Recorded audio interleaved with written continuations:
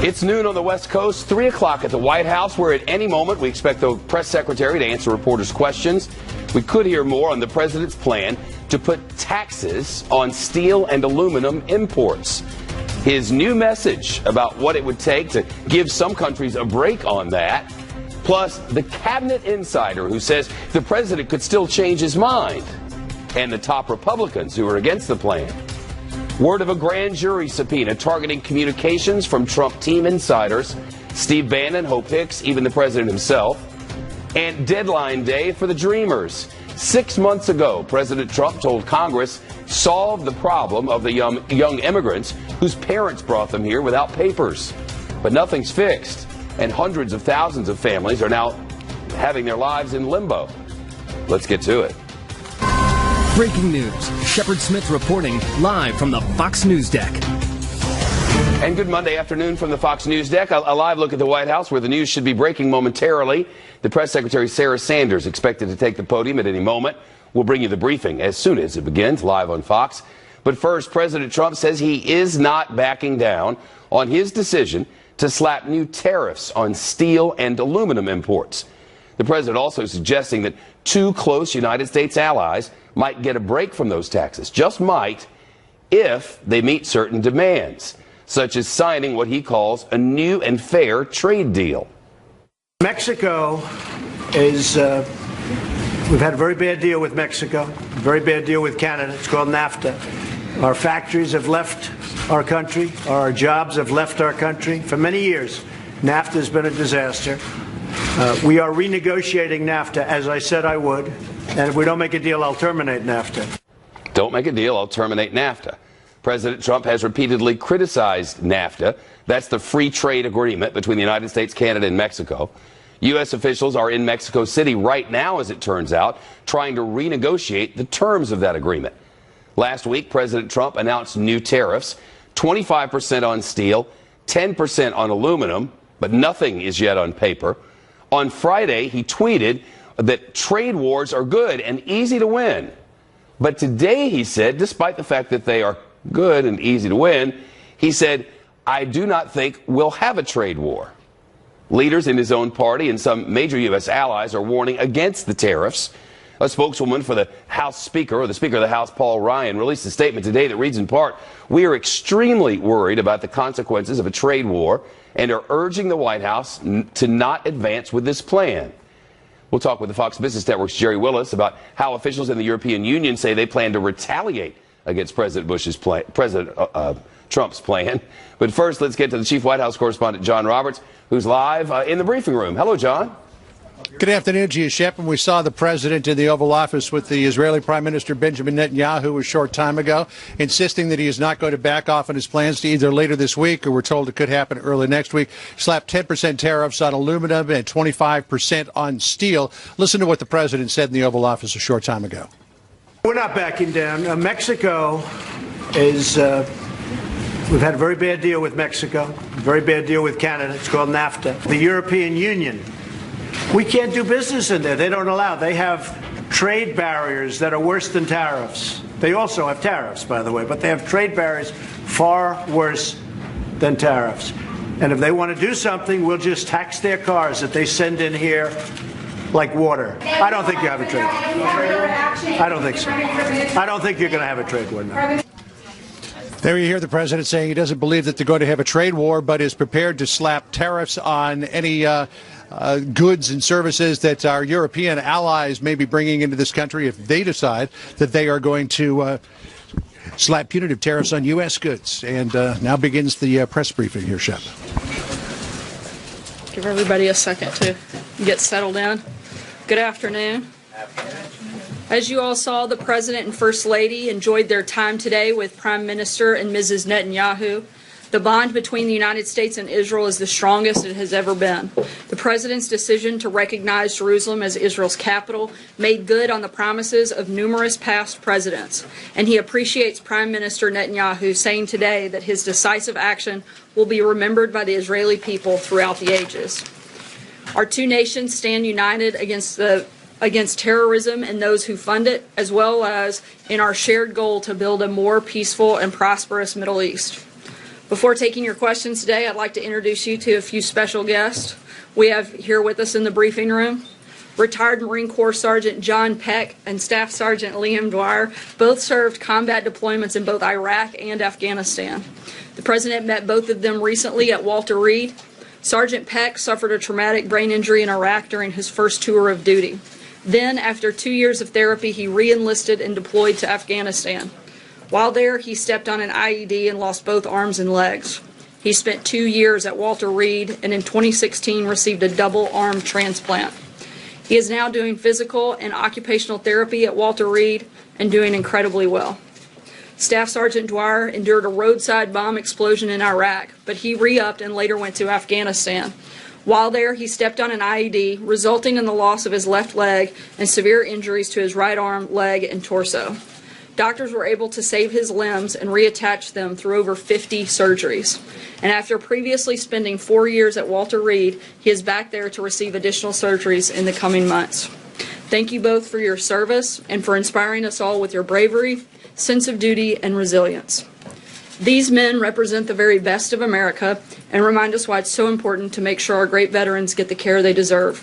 Transforming the Department of Veterans Affairs has been one of the President's top priorities.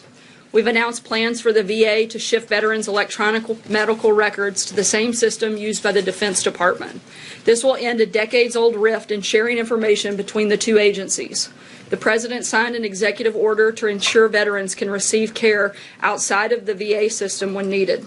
He signed into law a bill empowering senior VA officials to fire failing employees who are not taking care of our vets. As a result, accountability is being restored. He signed into law a bill streamlining the lengthy process that veterans undergo when appealing disability benefits claims. Hundreds of thousands of vets are awaiting decisions regarding their appeals. The President is pushing the VA to use the new streamlined process to work through the backlog as quickly as possible. He also signed a bill authorizing $2.1 billion in additional funds for the Veterans Choice Program. This program helps vets facing long wait times or long distances from nearby VA facilities by empowering them to receive quality care outside of the VA system. The White House has also set up a VA hotline staffed by veterans to help vets needing assistance and quick answers. I could continue with the list, but this should leave no doubt that President Trump is serious about taking care of our veterans. They sacrifice so much for us, and we must never let them down. Thank you, Sergeants Peck and Dwyer, for being here with us today.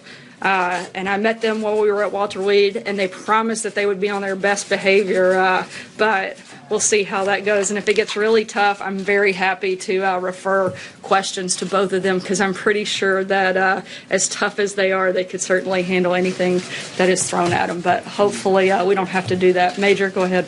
Sir, under the heading of accountability, have you or the President read in full the IG report on Secretary Shulkin? Are you satisfied with his response, and is he in any jeopardy, and does he retain the President's confidence? I know that that is being reviewed. Secretary Shulkin has repaid, I know, several $1,000s towards some of the travel costs of the trip that was in question. And we're continuing to focus on a lot of the great work that's taking place at the VA while that's still under review.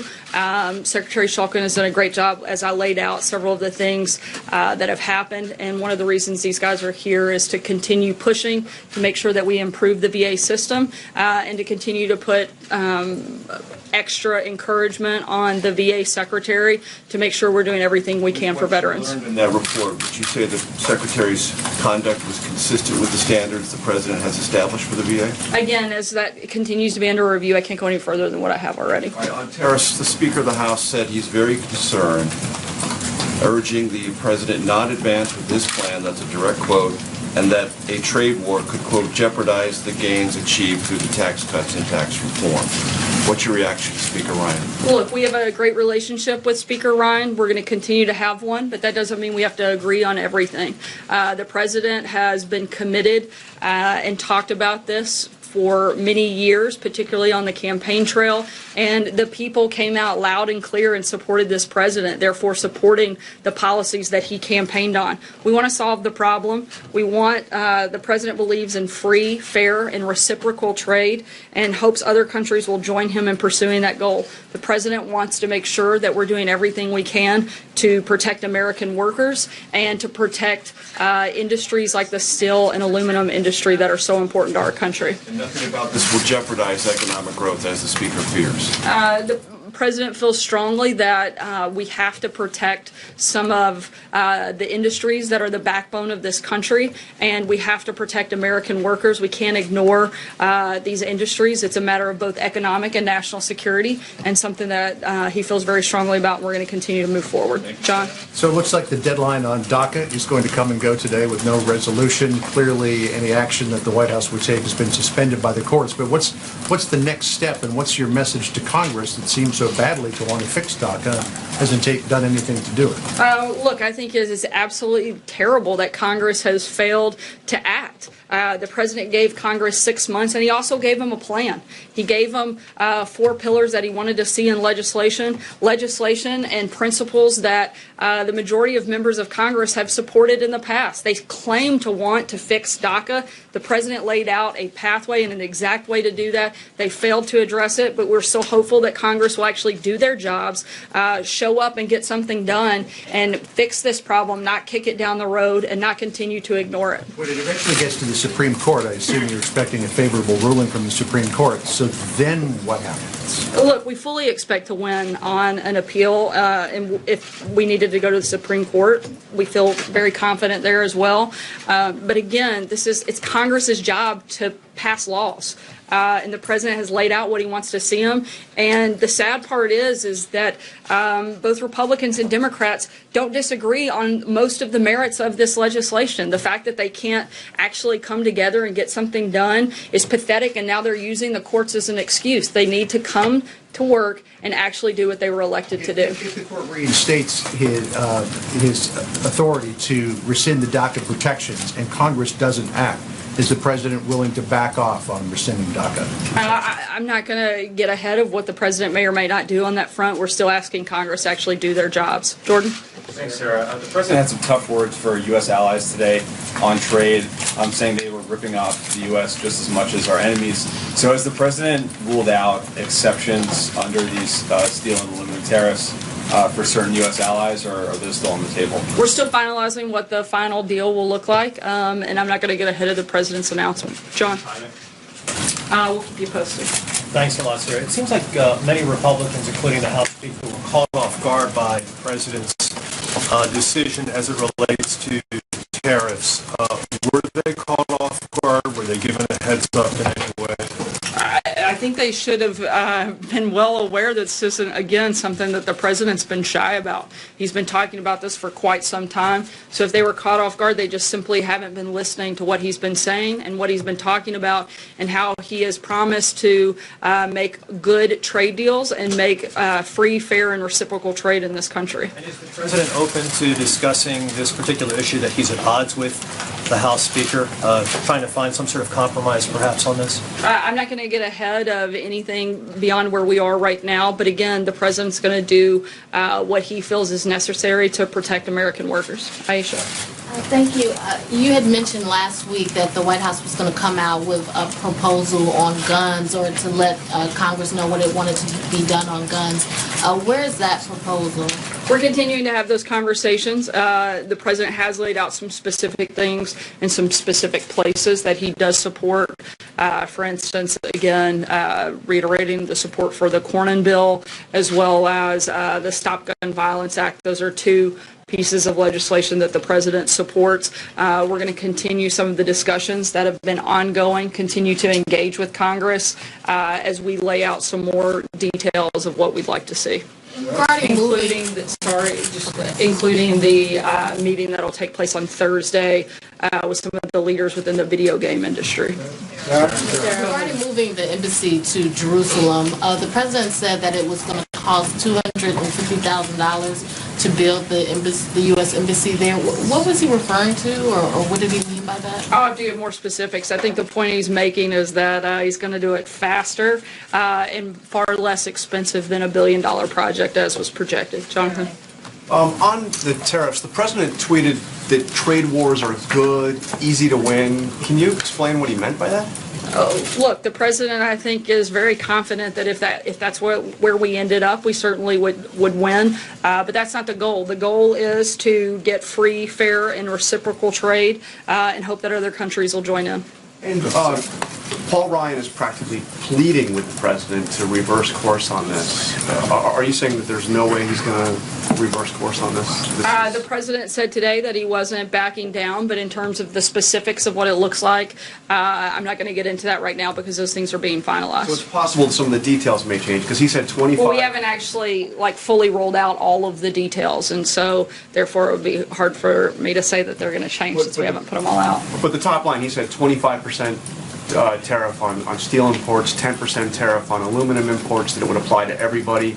Are those Again, I'm not going to go any further than the comments he's already made, and any other details we'll let you know when we're ready. Ashley.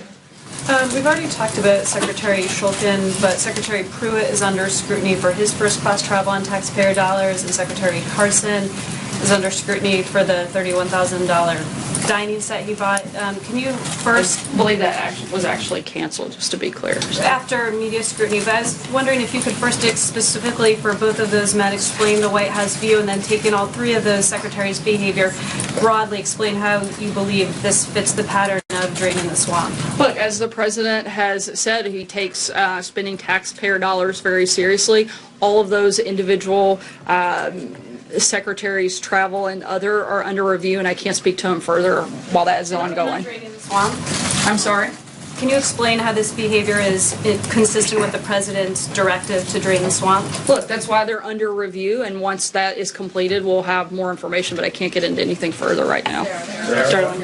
Earlier in the Oval Office, the president said that he thought the Palestinians were wanting to come back to the table to talk about Mideast peace. Can you say what he's basing that? I can only tell you that we're as committed today as we've ever been to the peace process, and we're going to continue having those conversations and pushing to get something done. But is he seeing something that the rest of us aren't seeing in terms of... He sees a lot of things that everybody else isn't seeing, but I can't get in any further than that right now. Kristen. I want to ask you about some breaking news that we're just getting. Sam Nunberg, the president's former campaign aide, is refusing a subpoena by a grand jury, and he just said on MSNBC moments ago, I think he, meaning the president, may have done something during the election, but I don't know that for sure. Your reaction? Well, I definitely think he doesn't know that for sure because he's incorrect. As we've said many times before, there was no collusion with the Trump campaign. Anything further on what his actions are, he hasn't worked at the White House, so I certainly can't speak to him or the lack of knowledge that he clearly has. What's your reaction to not cooperating with the grand jury, refusing this subpoena? Would you encourage all of these witnesses to come forward and tell their story? Look, I'm not going to weigh into somebody that doesn't work at the White House. I can tell you from our perspective, we are fully cooperating with the Office of the Special Counsel. We're going to continue to do so. And I'll reiterate once again, the reason we are so comfortable doing so is because there is absolutely no collusion within the Trump campaign and any foreign government. Sorry, let me just ask you one on trade. Commerce Secretary Wilbur Ross was asked if there was any possibility that the president could change his mind on these new tariffs. He said whatever his final decision is what will happen. What he has said, he has said. If he says something different, it'll be something different. If this was a carefully thought out policy, Sarah, why the mixed messaging? I don't think there is mixed messaging. This is a decision that it will. What the final decision is going to be? Well, this is a decision that will ultimately be made by the president, and so there are a lot of legal details that are being finalized, and the secretary's not going to get ahead of that, and certainly not going to get ahead of the president. At the end of the day, this is going to be something that the president makes a decision on, and he's going to do so fully with the idea of doing what he can to protect American workers and to promote economic and national security. April. Sarah, two questions. Sorry, I'm going to keep moving. Two topics. What, if any, of a shift was there today in Jared Kushner's position as it relates to the meetings with Netanyahu today? None at all that I'm aware of. So as it relates to the security clearance, he doesn't have the security clearance that he had. As we've said many times before, I'm not going to comment on any individual security clearance, but He still allowed to carry on duties today in that meeting. His role wasn't impacted today. Okay, and second question. Father Flager from St. Sabina's Church in Chicago has written President Trump at least twice in reference to Chicago and guns. And you say that you're going to continue conversations about guns.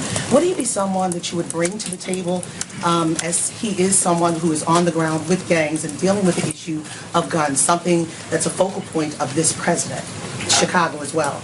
I would have to look into that. I'm not aware of the individual or the letters, and so would have to check into that before I could make a comment on it. Sarah. Does the president believe we should take guns from people who are dangerous before due process, as he said last week? The president thinks that we need to expedite the process. He wants to make sure that if somebody is potentially harmful to themselves or other people, that we have the ability to expedite that process. Certainly still want to have due process, but we want to make sure that it's not tied up for months and months and months, and someone that could potentially be dangerous is allowed to have a gun without us being able to expedite that process. And that's what he'd like to see us do. Peter? We report today that the president's private attorney, Michael Cohen, had trouble reaching him toward the end of the campaign to talk about the $130,000 payment to Stephanie Clifford. Did the president, Michael Cohen, talk about this payment at any time during the campaign or thereafter? Not that I'm aware of, and I'd refer you to Michael on that. I want to ask a follow-up about the Mideast peace process in the Oval Office of the president. Referred to the difficulty in reaching a deal. It's been more than a year since Prime Minister Netanyahu's first visit here with President Trump.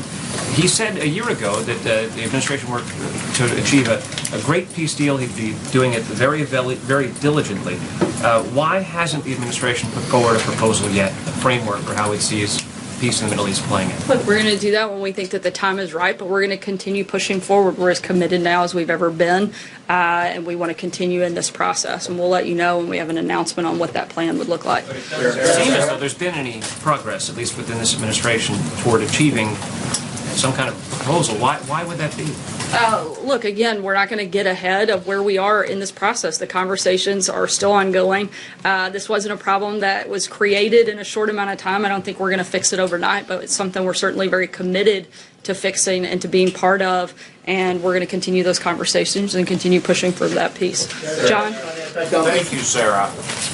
Two brief questions. First, the New Yorker is carrying a story in which the former British agent Christopher Steele claims that Russian sources within the Kremlin torpedoed the nomination of Governor Romney to be Secretary of State because he's a sworn enemy of the Putin regime. The administration's response to that claim? I'm not aware of anything regarding that and don't know that to be factual in any capacity at all. Blake? Oh, sorry. My other question? Yeah, two questions. Yeah. When the president announced the tariffs on China, he said they would be in effect for a very long time. I'm curious, why didn't he simply say until China relents on its policy on steel and give, a set goal for the tariffs that he was putting? Look, again, the president's ultimate goal is to get free, fair, and reciprocal trade.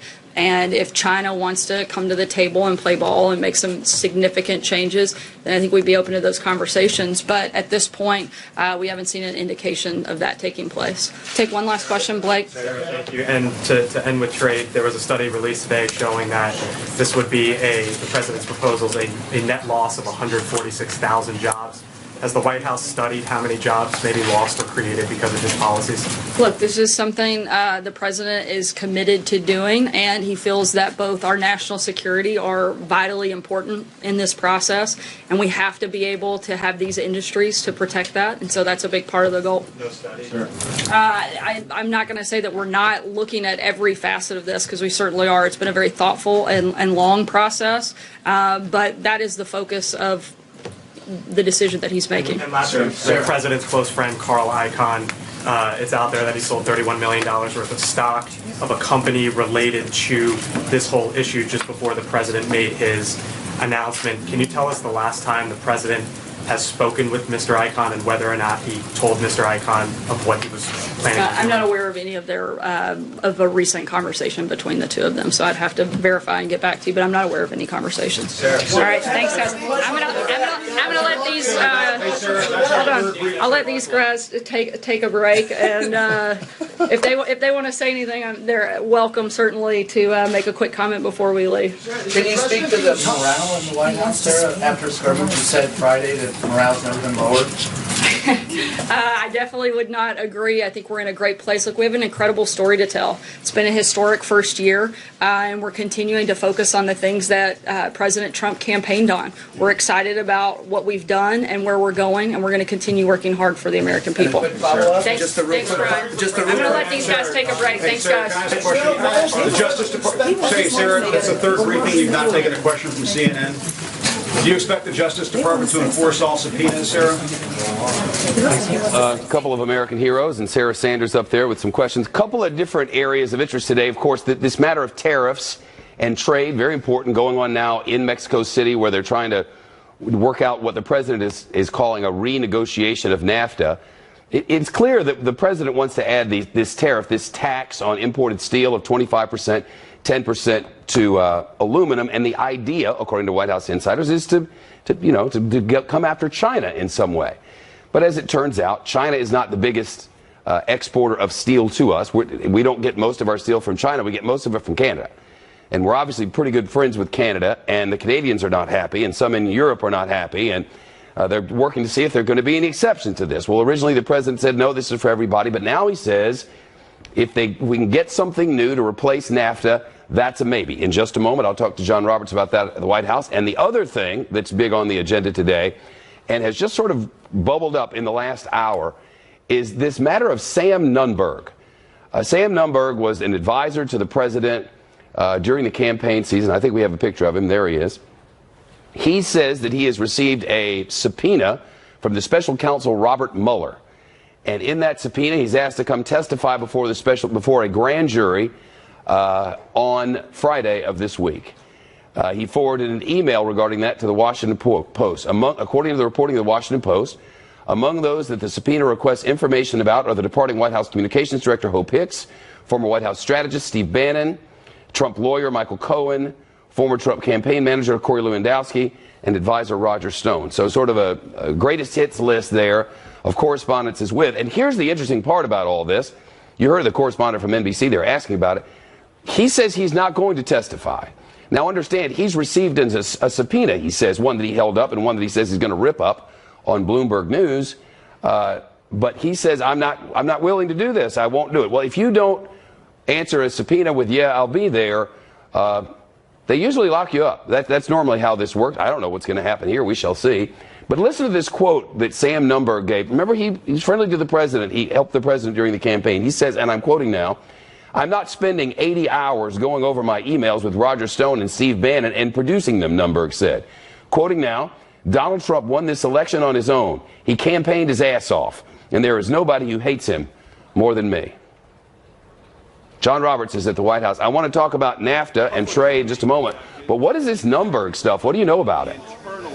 I mean, it's interesting, Shep, that he says he's going to refuse a subpoena to appear either before Robert Mueller or before I would take it. It's probably before the grand jury, which means that they can come to your house, they can arrest you, and they can drag you down there, or you can lock you up until you reconsider it. What's interesting is that in an interview with Bloomberg, he said he thinks that Mueller has got something on the president, or may have something on the president, though he's not sure. And when he was asked, how do you know that? He said, well, you've got to be there sort of in the mix of everything. I'm not quite sure what he's talking about because he hasn't sat down with Mueller to the best of our knowledge. But I've talked with other people who have sat down and done interviews with Robert Mueller who believe that there's nothing there and that nothing is going to come of this investigation. But when Sarah Sanders was put the question this afternoon, she dismissed Nunberg as having no knowledge about anything. Listen here.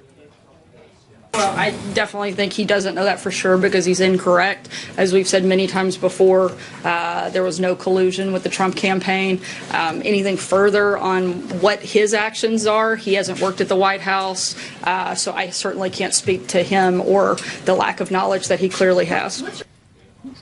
And just a thought, Shep, about this idea that the subpoena asks Nunberg for documents, any emails, any communications that he had with people inside the Trump campaign or inside the Trump White House. I would posit that that Mueller may just be trying to scoop up whatever else is maybe out there that he doesn't have. But if he sent an email to Bannon or to Hope Hicks or to anybody else here at the White House, Mueller already has that stuff because that was all turned over by the White House months ago. Shep? I'm interested, and I figure a lot of our viewers are too, in this matter of taxing incoming goods, putting tariffs on steel and aluminum. The president was very clear that he's going to do this. Nothing's on paper yet, but it sounds like there's some wiggle room, and it begins in Mexico City.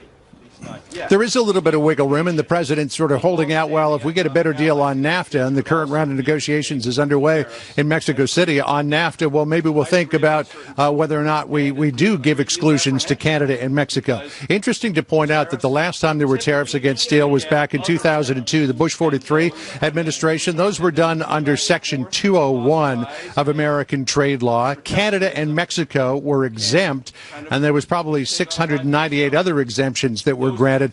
These punitive actions that the president is thinking about would be under Section 232, which is to preserve national security. The president making the point that unless we have a steel and aluminum industry in this country, if we ever go to war with a nation who is providing steel for us, that's going to be problematic. So the president wants to make sure for national security purposes that we preserve our industry here. But definitely he is holding out a little bit of wiggle room to Canada and Mexico to say, you come to the table, and they might not even need to strike a deal, Shep. They might just need to get some sort of verbal confirmation that, yeah, we're going to go ahead and do some of these things, that they could get an exclusion. But at the moment, the White House is drawing a hard line, no exclusions for anybody, though Peter Navarro, the Director of Trade and Industrial Policy here at the White House, said, well, maybe individual companies here in the United States could ask for certain exclusions for certain goods.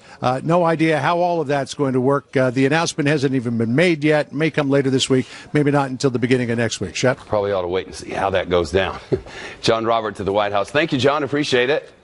Thanks, Shep. Yep. In this Sam Nunberg matter. Now, he was an early advisor to the president, and it is well known that Sam Nunberg and the now president had a falling out a while back. Sarah Sanders said, look, he doesn't know anything. Here's a fact, according to Nunberg. He got a subpoena. And if you don't answer a subpoena, and we're talking about a federal grand jury here, that's big trouble. He says he can come arrest me. I'm not going through all my documents from Roger Stone and Steve Bannon. I'm just not going to do it. If he wants to come arrest me, he can come arrest me. Oh, yeah? We'll get to Catherine Herridge on this because the news is breaking now. It's next. A Fox Report now. Headlines from the Fox News desk. Folks in Indiana lining the streets to honor a fallen sheriff's deputy. Investigators say the canine handler was chasing a group of suspects on Friday when one of them shot him. Happened in Lebanon, about 20 miles north and west of Indianapolis. Officers there saluting the deputy's hearse on its way to the coroner's office. The suspect facing a murder charge. Take a look at this. At least 4 firefighters hurt in Brooklyn after a flaming piece of a building fell right on them. A local television station reports the firefighters were evacuating the building when a 20-foot chunk of the roof broke off above them. Officials say the injuries are thankfully not life-threatening and nobody else got hurt. The roof crashing down at an airport in eastern China. Forecasters say around the time of the collapse, heavy storms were hitting the area with wind reaching 80 miles an hour. Thankfully, in this case, nobody injured. Continuing coverage of the breaking news and more now on one of the president's earliest campaign advisors, a man named Sam Nunberg, saying he's going to refuse a grand jury subpoena. Here's what happened, we're told. He got this letter from Bob Mueller, said turn over all these correspondences from all these people related to the Trump campaign, including all the way up the line, including Roger Stone and others. And we want all these documents, and we want to know about all your conversations. We want to see you on Friday. And he said no. He said just to the Washington Post, I'm not spending all day over there. I'm not talking for 80 hours about my correspondences. I'm not going. That's it. Our chief intelligence correspondent, Catherine Herridge, is live in Washington. Catherine, if you get a federal grand jury subpoena and you don't answer it, what happens? Well, typically they'll come back to you and give you maybe one more shot, and then they tell you that you're going to be threatened with some kind of sanction. Sometimes they throw you in jail until you change your mind. I think folks at home may be wondering how we kind of got to this crisis point with Sam Nunberg today. And the way it works is that he was interviewed by the special counsel back in sort of late February, around the third week, and they must have heard something in the course of that interview that they now want to get on the boards with the grand jury as they investigate whether there are charges to be brought in the future. And just about the last hour, we heard from Sarah Sanders when she was asked by a reporter. Sam Nunberg made this comment about maybe the special counsel sort of had something about the president, but he couldn't get specific. Let's listen. Look, I'm not going to weigh into somebody that doesn't work at the White House. I can tell you from our perspective, we are fully cooperating with the Office of the Special Counsel. The things that jumped out at me from Sam Nunberg, his interview, is that he says some of the questions focused on what he knew about Trump Tower, Moscow, and also whether he had heard Russian being spoken in the campaign office. Based on my experience, because those questions are so specific, it sounds like some of that information may have come from a previous witness, and what they're hoping Nunberg can do is either confirm that information or refute that information. And then the final point when he talks about sort of the depth and breadth of the subpoena that he has received from the special counsel. My contacts who have been involved in this investigation as witnesses have complained to me personally about the sort of the scope of the special counsel requests going back in some cases a couple of years, how many individuals are involved, and the fact that when they look at the legal bills that are involved in just being a witness and not even the target in the investigation, it is not uncommon for people to incur legal bills of over $100,000. This is a very big number. And one of the criticisms of the special counsel is that they are driving people into the poorhouse to cooperate, if you see what I mean, right? Yep. I mean, that's always one of the problems when the government is on your back, Shep. Yep. Legal defense is expensive in that town. It sure is. Catherine, thank you. You're welcome. Turn to Jeff Mason at the White House now, White House correspondent for the Reuters news agency. This came up in the news conference, the press briefing just a short time ago, and Sarah Sanders was having none of it. With Sam, yeah, I mean, he obviously it's an interesting story, and it's hard to know if Sarah was prepped for that or not, but she's right when she says that he has not worked at the White House, and you were right as well when you said that he had a falling out with President Trump before he became president. So it is interesting that he's come up to this point in that story. It sounds like they want communications from everybody to everybody. Seems to be the general perception here, and Sam Nunberg is giving the impression that, as he puts it, they're going after Roger Stone, who is another advisor and man about town for politicians for a long time. Yeah, and has played has been an advisor to President Trump before and for some time, and he and Sam are friends and colleagues. So yeah, I mean, I don't know the specifics, obviously, of what the special counsel is looking into, but it's certainly interesting that Sam is deciding not to cooperate. Let's talk about NAFTA and steel and aluminum. Nothing's on paper, obviously. The president was pretty clear yesterday. 25% on steel, 10% on aluminum imports across the board, everybody. Then today, suggestions that maybe our friends in North America might have something different. Where's the reporting now on all this? Well, and you were talking to John about this too, and you used the word or the term wiggle room. I think that there are many people who are opposed to this action, some of whom are in the White House and some of whom are outside advisors to President Trump, who still see some wiggle room and are certainly hoping that there is some wiggle room. And the president seemed to indicate that today in the Oval Office with specific regard to Canada and Mexico. He didn't really comment on what it would mean for the rest of the world, but he's definitely hearing from some advisors, not the Peter Navarros and the Secretary Rosses of the world, but others who were opposed to this action, that there needs to be it needs to either be more targeted on the countries that the United States is specifically concerned about in terms of a trade deficit, such as China, and leave out European allies or others who have important trading relationships, but also important relationships on so many other levels with Washington. Part of the intrigue on this is that there's very solid reporting that the people around the president who would be involved in this process in a normal day weren't aware that he was about to make this pronouncement. Like this kind of came out of nowhere for the people around the president. It sounds like some of those on Capitol Hill as well. Well, I think you're right that not everyone was warned that this was going to happen. I think there were rumblings that something was going to happen last week, so I wouldn't say it was a complete surprise. You may also, when you go back and look at the tape where he was speaking about it, they had called a sort of last-minute meeting with some corporate executives from the steel industry, and he was asked at the end of that, while reporters were still in the room, about the tariffs, and that's when he announced the 10 and 25%. So he hadn't volunteered that on his own. But then again, making announcements like that is sort of the standard operating procedure at the Trump White House, and the fact that it may have caught some people by surprise, both at the White House and outside the White House, that wouldn't be the first time. Yep, all true. Jeff Mason, appreciate it. Jeff Mason from the Reuters news agency, White House correspondent. And keep in mind, whether you're for this or against this isn't a done deal yet. Sarah Sanders made that perfectly clear. There's nothing on paper. They have not released details. Once they have details, they say they'll release those, and we'll get them to you. Much more ahead as the news continues on Fox News Channel. Quarter hour to the top of the hour headlines. Stay with us.